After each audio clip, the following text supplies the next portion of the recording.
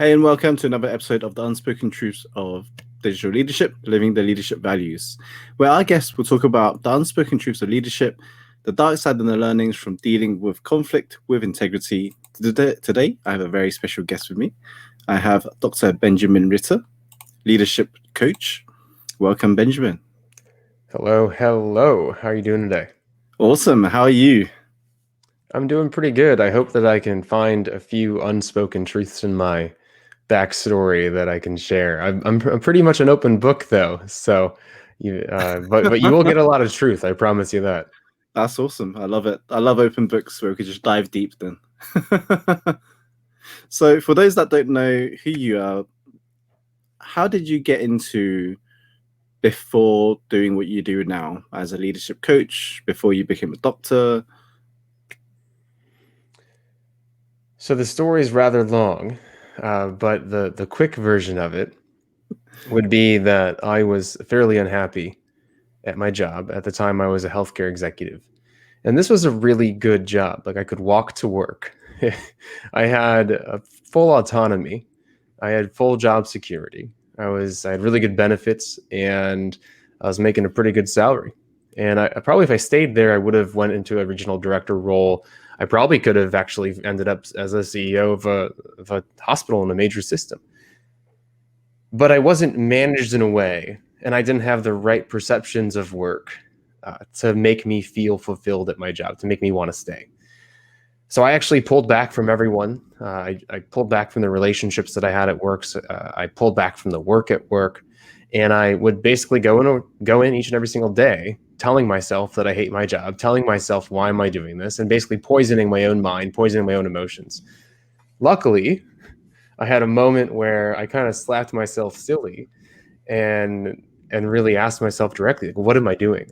At the time, I was also operating in the personal development field. I was a part-time coach. I was doing that for 5 years. Like I had a lot of experience in the space, but I wasn't actually doing it for my own career. Up to that point, I was pretty much reacting to the opportunities that were given to me in the professional space instead of creating my own. I didn't have a lot of accountability around my own levels of job satisfaction. I thought my organization was supposed to give me meaning. And so basically, I was being my own victim. So I asked myself, like, what are you doing? What do you really care about? What challenges do you want to face? What are you passionate about when it comes to your professional career? And those answers led to professional development, coaching, talent development, entrepreneurship, but also intrapreneurship. And that led me to start crafting my job. I didn't quit immediately. I actually started trying to mold where I was to be best fit for myself. And that path was it didn't work out. Like there was a lot of opportunity at my place at my employer at the time, but we got acquired, and a lot of people I was working with ended up losing their jobs. So the projects I was working on ended up stalling and halting. So the path of least resistance for myself at that time was to take my experience in entrepreneurship, because I had some experience launching a coaching company, pivot it, align to my true passions, and go become like as credible as possible, as quick as possible as a 30-year-old. And so I went back to get my doctorate in organizational leadership, studied values alignment, and launched a brand new business. And since then, it's just been, the moon, the skies, the stars are the limit, That's awesome. And before you became a health professional, was that something you always wanted to do, or was that something you just landed into? Yeah, the space that I was in of really disliking my work and hating my work was a product of becoming a healthcare, like a health management associate. I never wanted to go into hospital administration. Prior to that, I went to grad school to get my MBA in entrepreneurial management and my MPH in health policy. So my actual mission and vision was to go work and change the world through public health policy. And I actually was doing that. I was working for the Illinois Department of Public Health. And right when I graduated from graduate school, it was a lovely recession in the U.S. And so a job offer I received, like a full-time job offer I received from them, an extension, was canceled. And a job offer from the Centers of Disease Control, the CDC, was also canceled. And then that happened 2 other times in the span of 2.5 years. So my path in healthcare policy ended up getting cut short and led to a position in hospital administration. I never thought I'd be there. I never wanted to be there. And honestly, though, in the first 2.5, 3 years, I was always looking for a way out, but I actually ended up liking my job. I was in process improvement. I was creating direct patient outcomes, like improving patient care, which is really fulfilling. But what ended up twisting that around again was being promoted to an executive level position where I was doing, corporate report outs, capital management, forecasting, just a lot of stuff that didn't really relate to my own personal values. And I didn't have the know-how at the time to take initiative, take responsibility, and be more empowered to craft my job. So where I ended up, like I said, was very much a reaction to opportunities that were presented to me instead of being my own leader, being a self-leader and creating opportunities that I really, really wanted for myself and really knew that I wanted for myself. Coaching came up because way prior to that, I was just interested in developing who I was as an individual. I became kind of obsessed with the field for about 4 or 5 years, just learning everything I could to become confident, to not be socially awkward, to be attractive, to have the business knowledge to actually create side wealth and side hustles and such. And just randomly through a conversation with someone at a bar, the guy goes, "You should meet my boss." And I ended up getting hired to run a nationwide coaching program for a year. So I never even thought I'd be a coach professionally. And then that in itself built upon itself. And so a lot of these serendipitous opportunities came from personal passions and then consistently showing up and actually, saying yes to opportunities that came up when that opportunity arose. So I know there's a lot of interwoven threads right now, and I'm happy to pause for a second and expand wherever you want. I was going to dig deep into more about you building the confidence. Why did you feel like you was lacking confidence? So there's something they don't tell you about this idea of find your purpose that it can be really debilitating. And when I was younger, I made the decision to dedicate my life to becoming a professional athlete. And when I say dedicate my life, I mean it was the only thing I'd watch. I would eat like tuna out of a can. I would work out religiously because I thought that if I can only improve my skills so much, I have to improve every aspect of myself because that's what an athlete is. I didn't drink. I didn't go to parties. I limited my social interactions. If it wasn't related to this thing that I cared about, it didn't matter to me. And so then when I wasn't really seeing the results that I needed to see, right? I wasn't the professional athlete. And so I was receiving all of my confidence and all my validation from my performance from that sport. And that led to a pretty negative self-image. And I think entrepreneurs get this way. Everyone gets this way.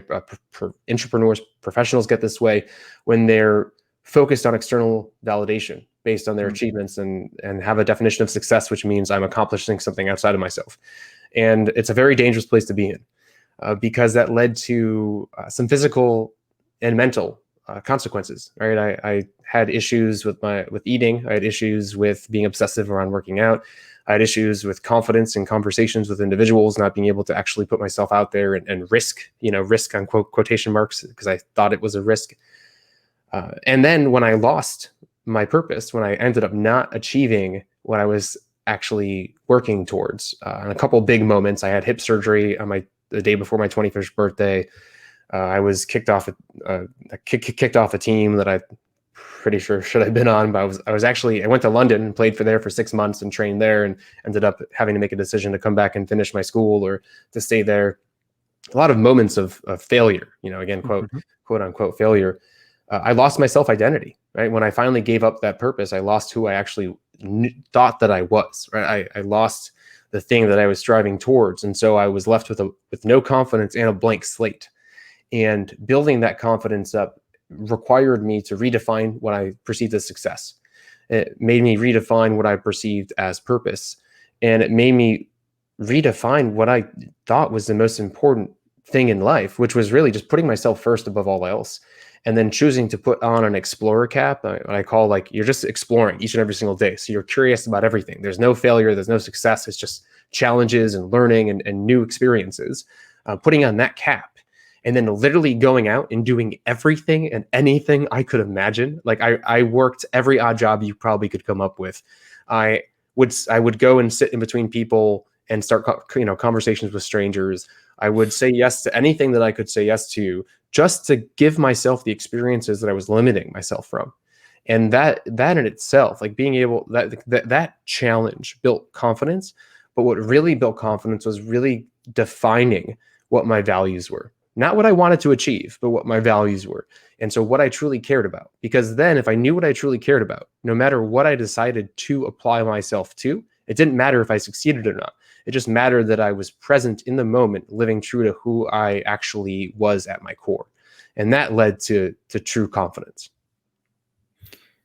What was your definition of success? Just tie it back to your values.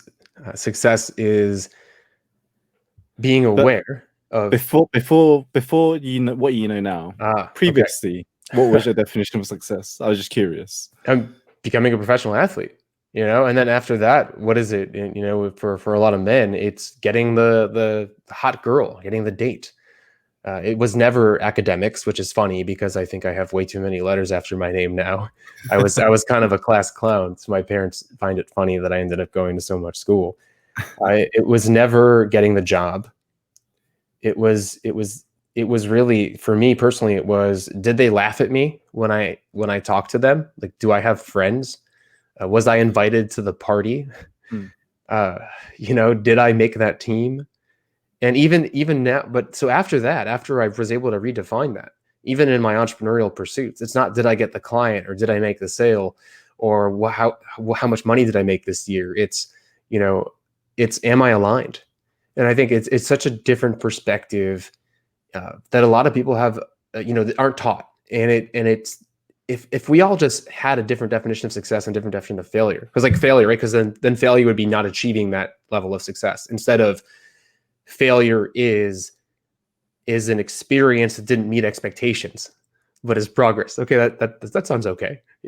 I think we could, honestly, those two concepts could change the world. I don't know how you feel about that. Oh yeah, absolutely. If I'd known what I know now, obviously, about those definitions, everything would be completely different. But obviously, we learn on our own journey in our own time, in our own experiences. So I'm just grateful I know that now. Yeah, I'm just wondering what I'm going to learn this year. It's just because you're going to keep learning. I would say patience. For me personally, That's a good one. But patience is real. Patience is important, and I think more so than ever before in this age of, let's look at everyone's life. Let's see how many likes they've gotten. Let's see how many comments. I wish that social media platforms did not have an algorithm that promoted popularity. Instead, it just promoted content.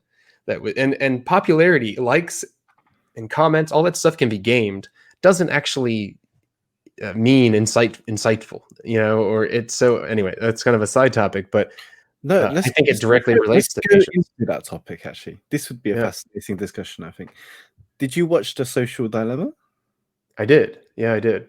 What's your opinion? What's your take on that? Well, what's so funny is I was lucky enough to work on a contract project about a year before that. And it was to create a high school curriculum on the topic of decision making.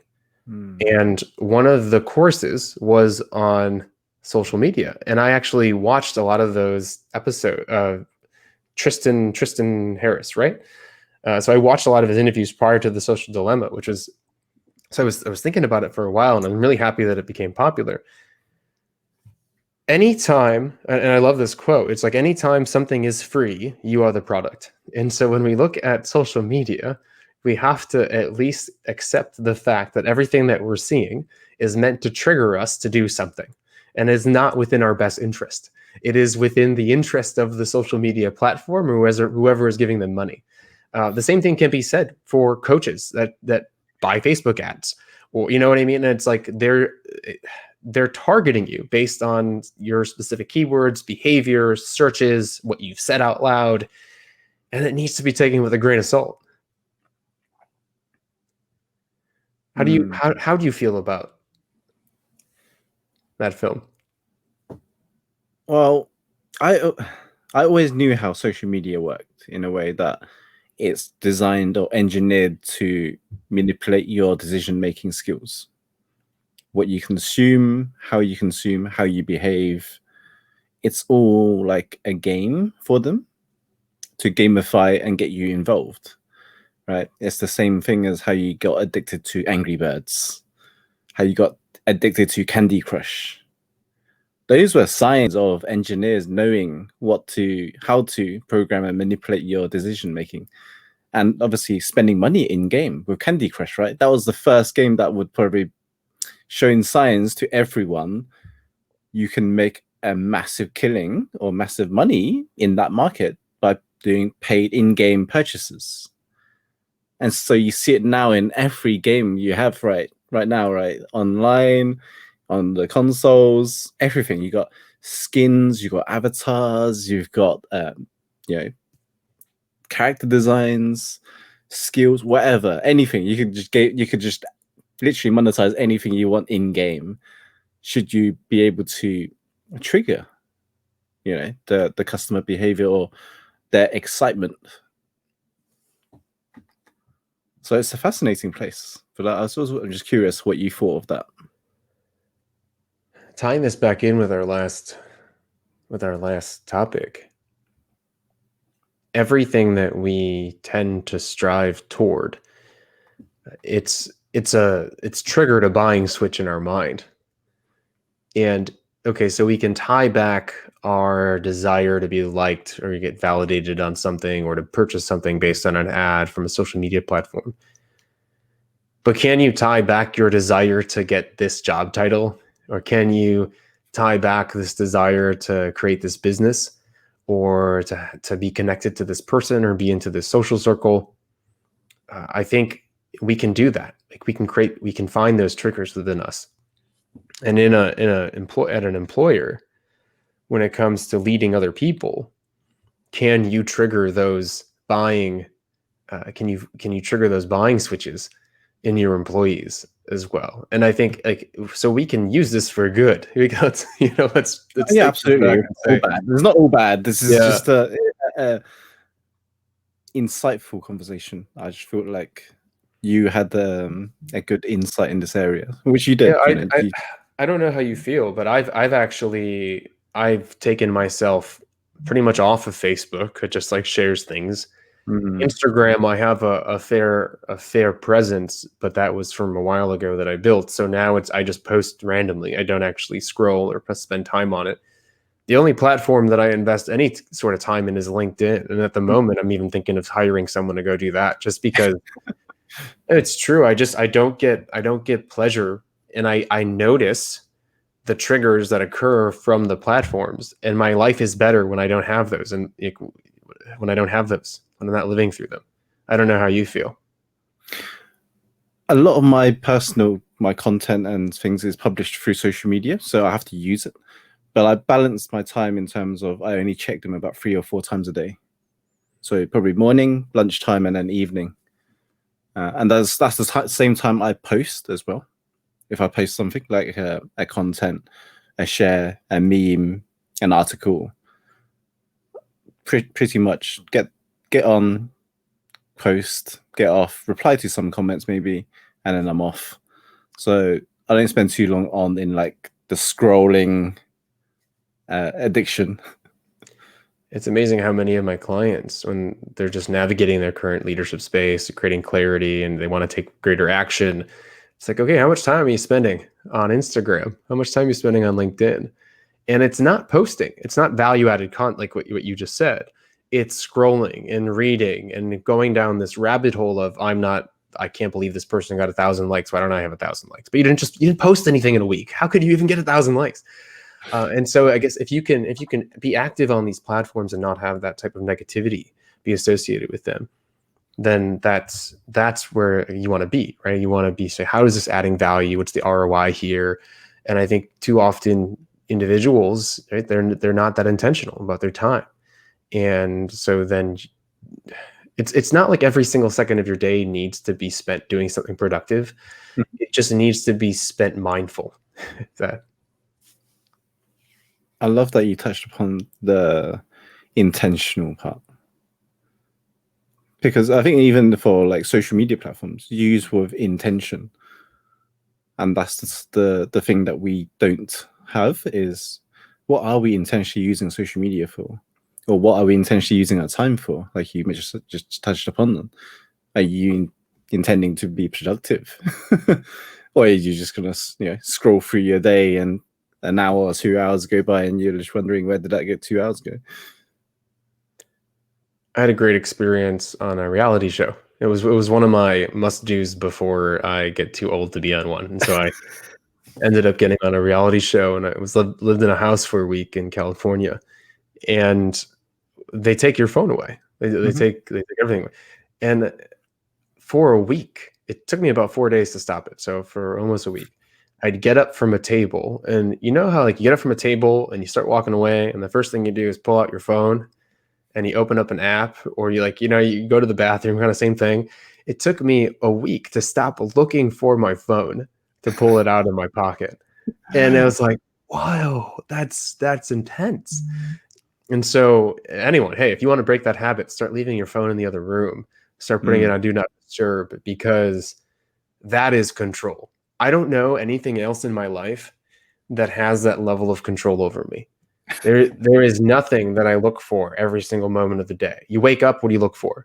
You go to bed, what do you look for? You go to the restroom, what do you look for? That's kind of scary, at least to me personally, when I'm trying to live a more present life. I agree with that, which is why my phone is always just on silent and none of my notifications are on. The only notifications that is on is when I get a message from my fiance or any emergency calls from my parents. Those are the only notifications. Even with my fiance's notifications isn't a buzz or a vibration or anything. It's just a pop-up just to say that she's messaged. But even then, it would take me to be consciously look for that phone to check the message for that. But it wouldn't go off as such. Other than that, the phone is I wouldn't let it control my life. Yeah, that's such a good. I love that you said that.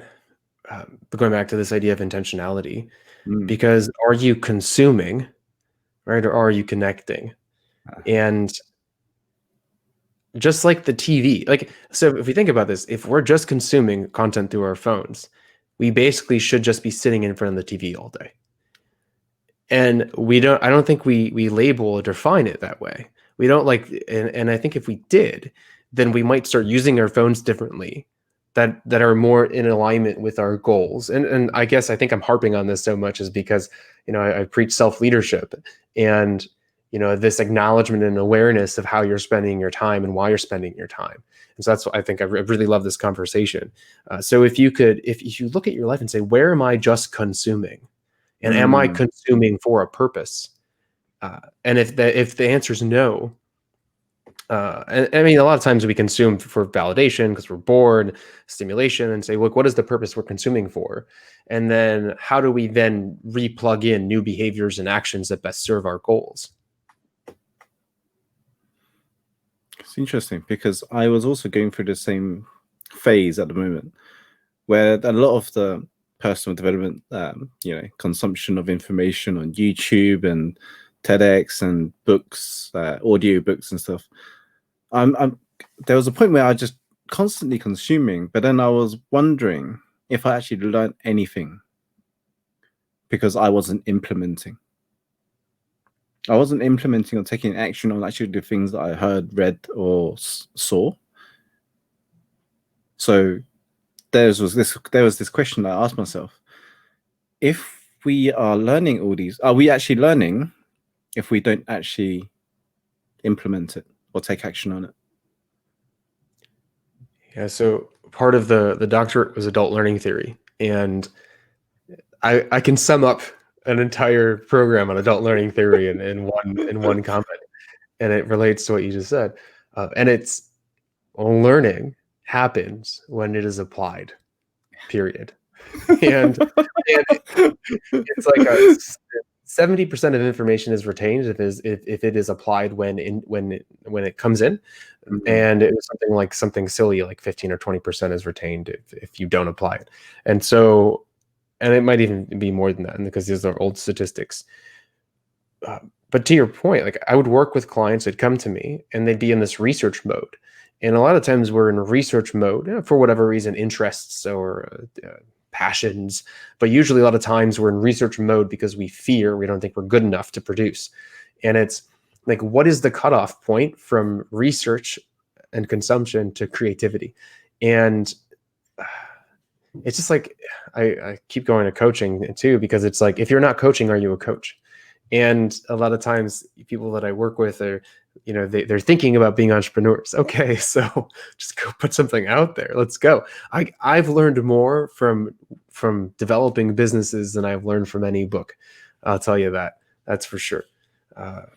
And so I'm right along there with you. Like, what is that point of, okay, I know enough now to create? And I'm at the point now with my business, by the way, where I do a lot of virtual events. I do like 2 or 3 or 4 a month, and I took the past month off a little bit. But what tends to happen is I get an idea for an event. I create the event. I create the image for the event. I create the page for the event. I post it.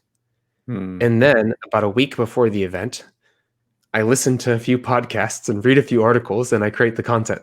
And it's, can we get to a point, because I trust my background, my expertise and stuff, but like, it's not like totally out of not teaching architecture, right? I'm teaching the topics that I know about, but it's, can we get to a point with whatever that you want to do in life where you have a solid foundation of expertise and you trust that expertise so much that you're able to put yourself out there and say yes to opportunities when they come up. And so you don't miss out.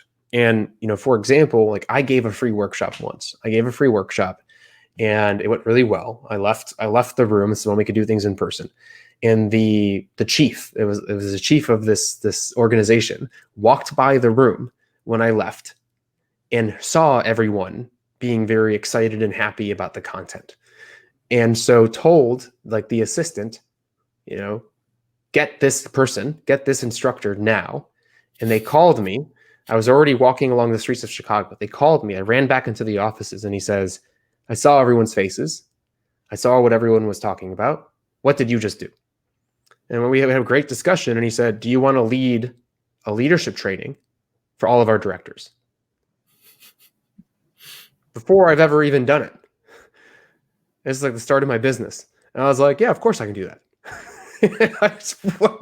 So then I went to the drawing board and I built the systems and I built the frameworks and I built the workshop and I did it. And again, can we get to that? Like we need to be at that point, right? As leaders, as our own individuals, to say yes to those opportunities when they show up. So when they do show up, they change our life. Or like you just mentioned as well, create your own opportunities. It's taking that action to create the opportunity. When I always say, opportunities land when hard work comes by, or when work is applied. Like until you take action, nothing actually happens unless you set that intention to go, I'm going to make this happen. And then, you call it, people say the law of attraction or what you call it, but I just say set the intention and go and make it happen. Yeah, I like to say along similar lines, serendipity is a combination of consistency and luck. And if you don't have consistency, then nothing's gonna happen. And luck tends to not really matter because we're not prepared for it when it occurs. Yeah. Awesome. I love that. So when you touch upon coaching, what was your fascination with coaching yourself? Like I said, I had nothing at one point in my life. I had no idea who I was. I felt like I was laughed at when I would go talk to people. I didn't feel attractive. I just did not feel like a person. I didn't feel like I should be I didn't feel like I was really anyone. And did you root down into the cause of all of those negative emotions? Yeah, it was the dedicating my life to that, that specific one pursuit without care for any other, without care for balance. And it was, again, pushing people away, not caring about social relationships. I'm holding myself to a standard which didn't really make sense. Judging other people because of that standard, judging myself because of that standard. And then when that went away, it was, I needed to figure out how to recreate myself. And that's where personal development came in. Coaching didn't come in yet, but personal development came up.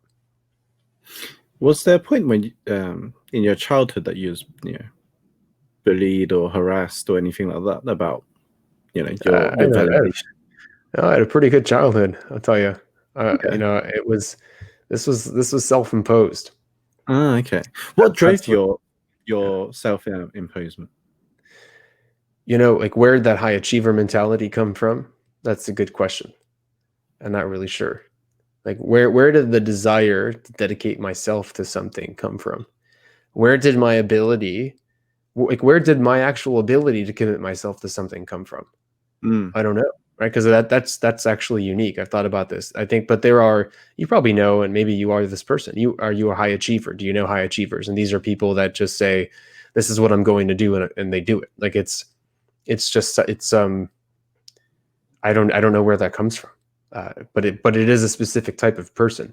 They tend to have a very good idea of time management. So you mm, probably are very good at being on time and very good at understanding how long tasks will take. They're very much self motivated, and they tend to not like support or assistance from others. They so yeah, you're nodding. So yeah, I was a high achiever, and I think lucky I was, unlucky I was, but lucky I was because it got me mm. to this point. We are not procrastinators. I'll tell you that. Yeah, I'm nodding because obviously I could see myself doing that previously. But a lot of my drive or self-imposed achievement was probably because of not being good enough, and this was come from trying to get validation and approval from my mother and my father. So I was constantly pushing myself to achieve and do something for myself. So that was always been my driving factor previously, which is when I got to the point where I did all the graduation stuff, which was what they wanted. Then if we're not doctor, lawyer, and accountant, the next best thing is working in a corporate international organization, which I climbed up to, and then got to the point where I was just physically and mentally burnt out, and I knew that wasn't the life that I wanted to have.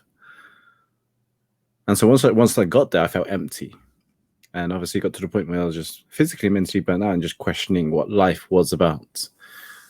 And like yourself, was asking, what is my life purpose? What am I here to do? What am I here to create? Why am I here in the why am I here in the world? And obviously that was once I got past that that wave was more about finding out, what am I here to create? What is it I want to do? Where did all these emotions come from? And started coaching myself, obviously, like yourself. Yeah, a lot of times it does come from our parents. It comes from our environment and how we were brought up.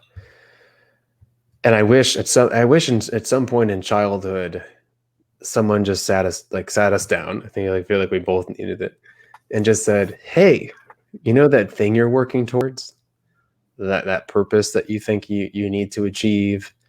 Well, where do you think that came from?" And it's like, oh, maybe it's from higher power thing. Like, no, no, no. What do you think created this purpose, this emotion that you feel? I don't know. How are emotions created? Well, guess what? You created it. And it's like, okay, so if I created this thing that I'm achieving for, but I'm sacrificing myself to achieve it, that doesn't make sense. Like, if I created it, then I am in control of it. I am in power over it. I am greater than it. I wish they taught us that. And I also wish, like you said, they taught us that, hey, that person that you're trying to make happy because you think if you make them happy, you're significant. Well, again, same thing. Where does that emotion of validation and significance come from? Oh, it comes from within. Oh, okay, I got this. That's great. Let's do some affirmations, and let's talk about inner critic and imposter syndrome, and let's talk about what the importance of confidence is. Like this, these should be lessons. Like we we need some of these lessons for kids. Have you considered teaching kids about these? Yeah, one of my future aspirations is to create like a curriculum or pair up with a curriculum and start spreading it through political advocacy and policy and such. I think there's a lot of evolution that's occurring right now in our educational system. There might be some opportunity for it later on. But I don't want to dedicate myself to that right now. My path has led me a different route, and that's one-on-one coaching. It's working internally in organizations to help them with leadership development. It's helping others create a career that they love, like kind of what I struggled with. And then I think, you build that platform enough, you build that brand enough, and then you can use that brand to do a lot of advocacy and such. Oh yeah, of course. I was just one of those. Have you considered it in your mission path in the future? Obviously not right now, but in the future, because it's I find a lot that we have a lot in common. Yeah. Is creating impact and making change for the next generation.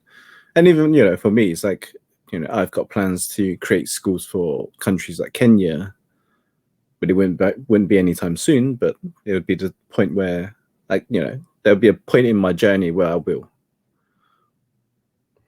It's nice to know that's going to happen. Like I feel that too. The first company I founded was called Simplify Health, and it was supposed to be an umbrella company over a lot of different things, like the political advocacy, health food.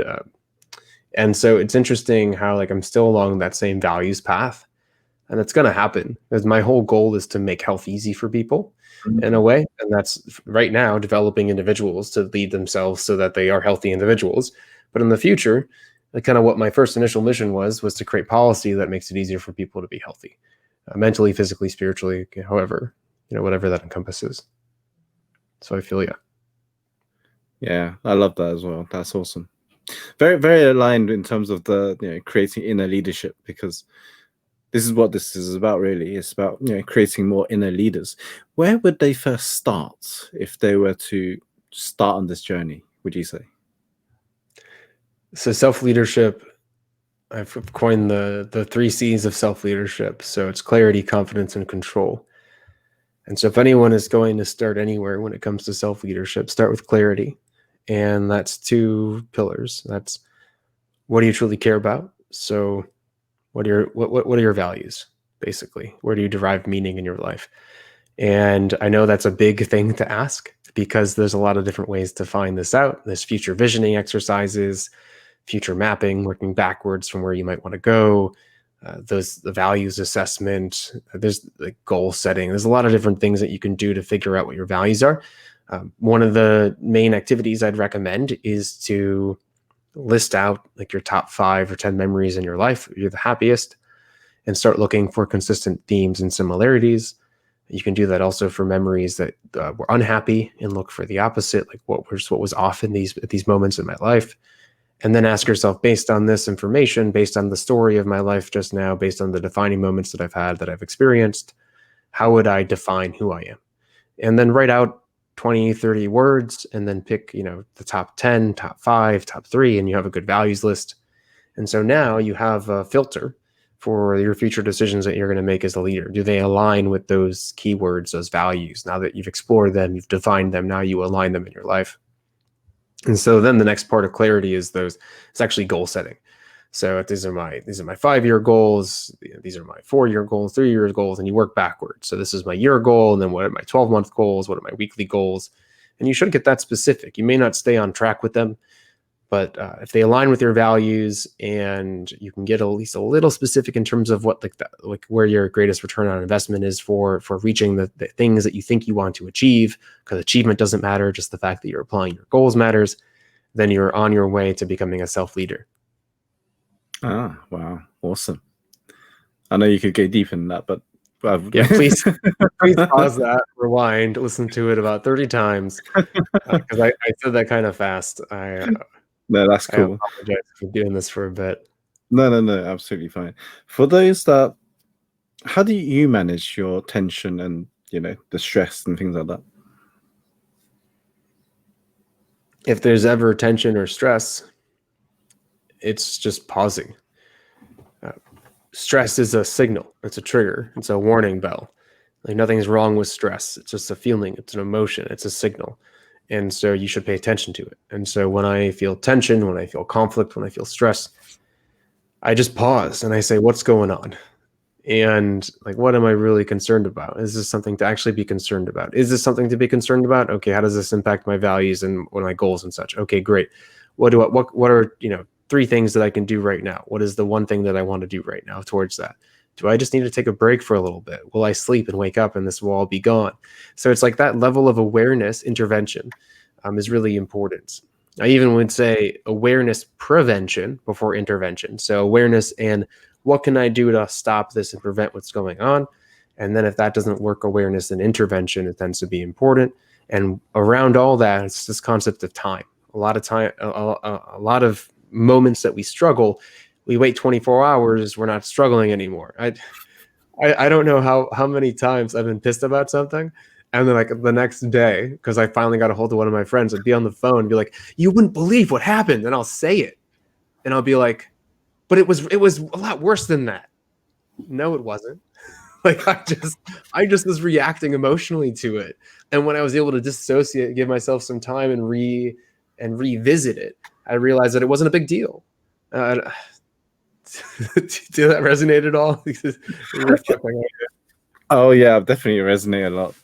This is the point of inner conflict where I think the managing your own emotions is always tricky, and especially for people who hasn't trained or learnt more about themselves or enough to know where the emotions come from.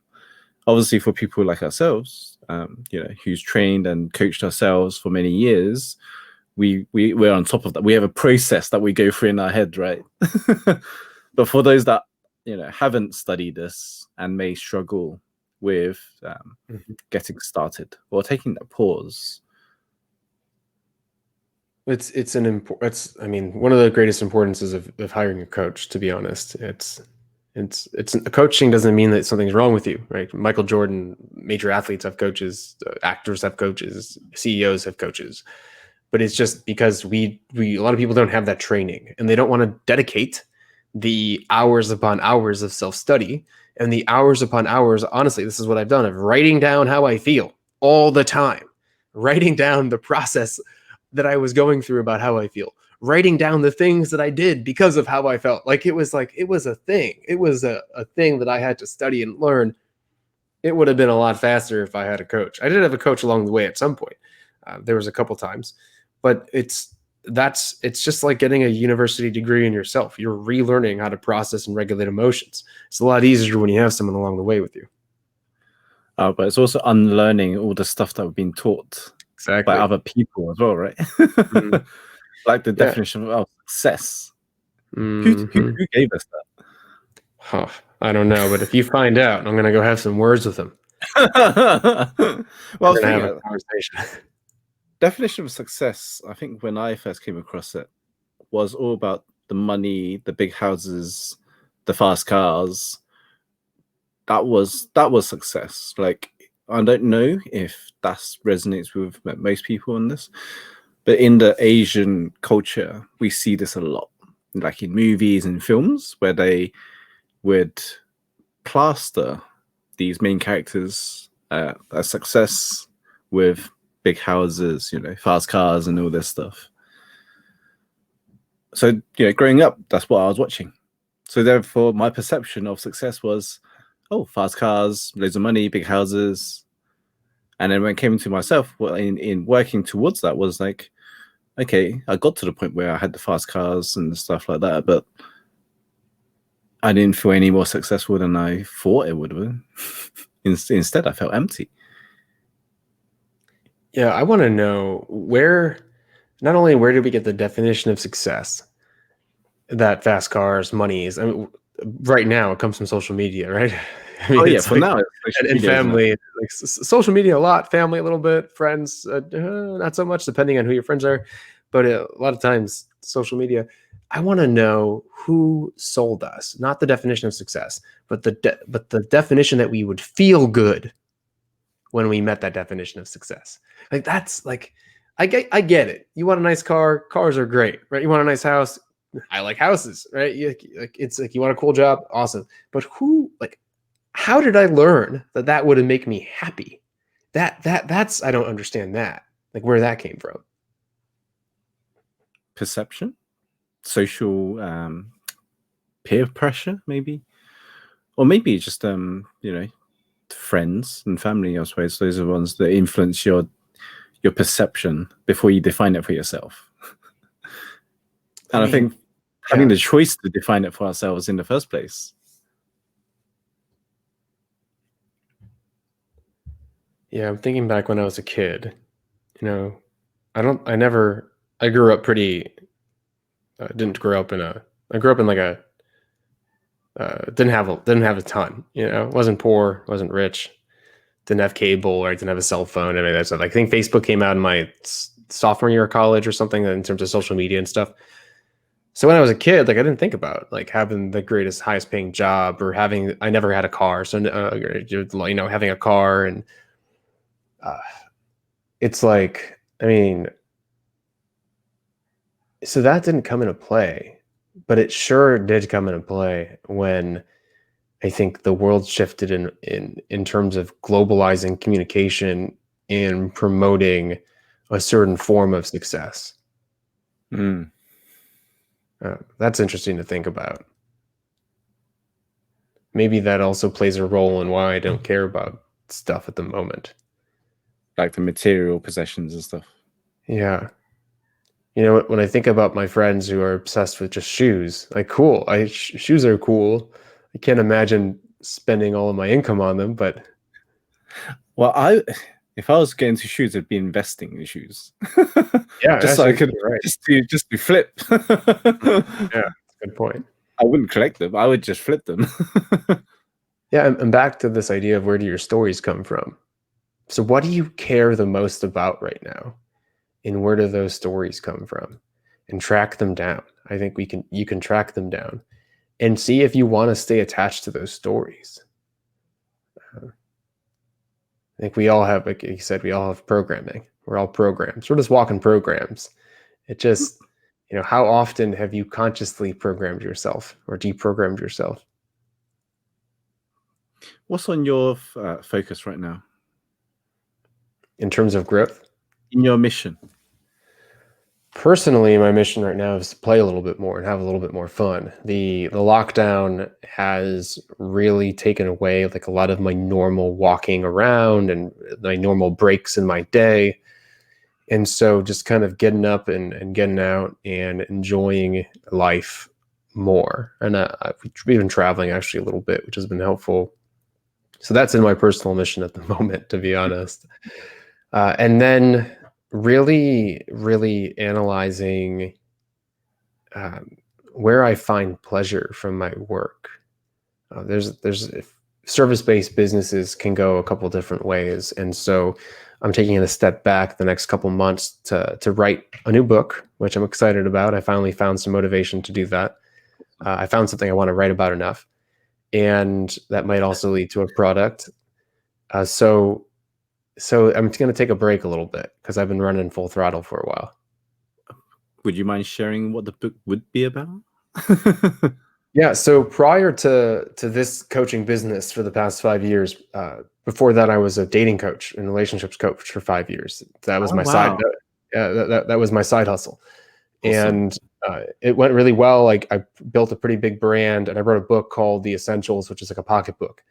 And I wrote it because I learned from epiphanies. I learned from kind of like fortune cookie words of wisdom, affirmations, memes, and stuff like that, where a whole book, it could have been, I understand why they write a 300-page book to really make one point, right? It's reiteration, it solidifies in your brain, you start believing it and things like that. But there was a point where I'd read this whole book to learn and grow myself and say, this is the one thing I learned from this book. And I want people not to have to read that whole book to get that one thing.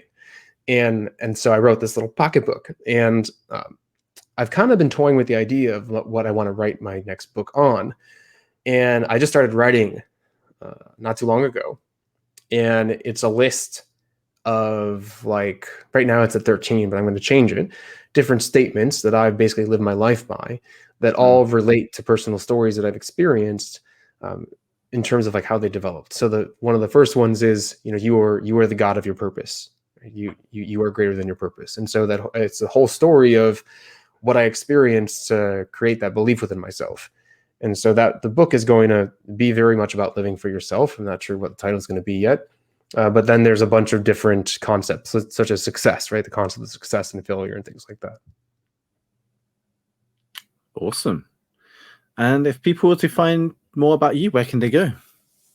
Well, start a conversation with me on LinkedIn. I'm super active. The only social media platform that I still actually show up on. So Dr. Benjamin Ritter, I'm there. Connect with me. Say that you heard me on the show, and I'd love to have a convo. You can also go to liveforyourselfconsulting.com to find out about events, coaching services, recent media, all that jazz. Awesome. I'll make sure to attach the links all below as well in the show notes. So thank you, Dr. Benjamin Ritter, for your time and your wisdom. And thank you so much for having me on. I really enjoyed it. Awesome. Thank you again.